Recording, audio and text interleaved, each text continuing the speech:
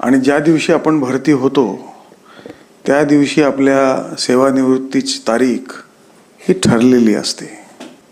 तुमच्या मनामध्ये, तुमच्या हृदयामध्ये आज अनेक आठवणी, अनेक भावना उचमळून येत असतील की जे जे करायचं राहिलेलं आहे ते पहिले करून घ्या। ही अतिशय महत्त्वाची गोष्ट म्हणजे आपलं आरोग्य जे आहे तर स्वतःला आरोग्य संपन्न ठेवणं फार आवश्यक आहे। या की 3 गोष्टी या तुमच्या आरोग्याला अत्यंत चांगल्या प्रकारे ठेवतील, तुमचं मन उल्लसित ठेवतील, तुमचं कुटुंब त्यामुळे उल्लसित राहील। आणि ते म्हणजे आपला आहार, विहार आणि निद्रा।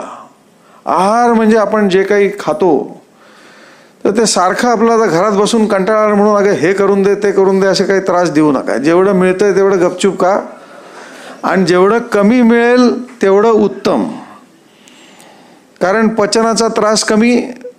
एक म्हण आहे मराठीमध्ये, मध्य प्रदेशमध्ये खास करून, कमी खाल तर जास्त खाल। कारण की सर्व रोग जे आहेत ते जठरातून उत्पन्न होतात। आणि मराठीमध्ये दुसरी म्हण आहे, रिकामं डोकं सैतानाचं घर। आणि रिकामं डोकं सैतानाचं घर ते काहीतरी सारखं मागत राहतं खायला सैतान।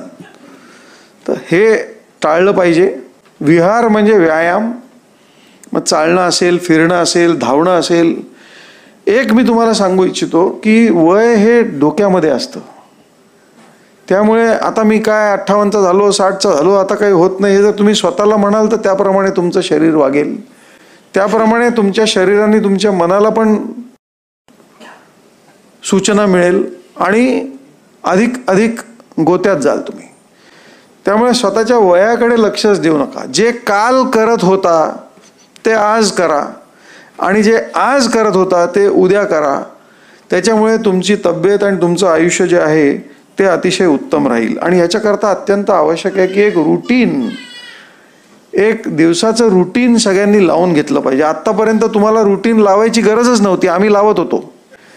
त्यामुळे आयुष्याला पण एक अर्थ राहतो, स्वतःच्या जीवनाला एक अर्थ राहतो, स्वतःच्या कुटुंबात पण एक शिस्त राहते।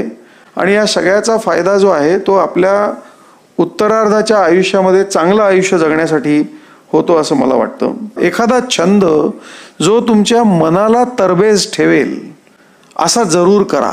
आयुष्य पोलीस खात्याच्या बाहेर काय आहे, दुसऱ्यांच्या नजरेने आपल्याकडे बघायचा एक आनंद किंवा एक छंद जोपासणं हे अत्यंत आवश्यक आहे असं मला वाटतं। तर ते पुढच्याच स्टॉपला उतरणार आहे म्हणजे आपण प्रत्येक जण कधी ना कधी एका स्टॉपला उतरणार आहोत, हा तो मेसेज आहे। आणि तो सगळ्यांचाच प्रवास छोटा आहे, कोणाचा 50, कोणाचा 60, कोणाचा 70, कोणाचा 80 वर्षाचा, पण तो छोटाच आहे। त्यामुळे ह्या छोट्या प्रवासात आपण किती कटकट करायची, किती भांडायचं, किती ओरडायचं, किती रागवायचं आणि त्यातनं आपण काय प्राप्त करणार आहोत। स्वतःला त्रास करून घेऊ नका, त्रागा करून घेऊ नका आणि आपलं आयुष्य आहे ते अत्यंत चांगल्या प्रकारे तुम्ही जपलं पाहिजे।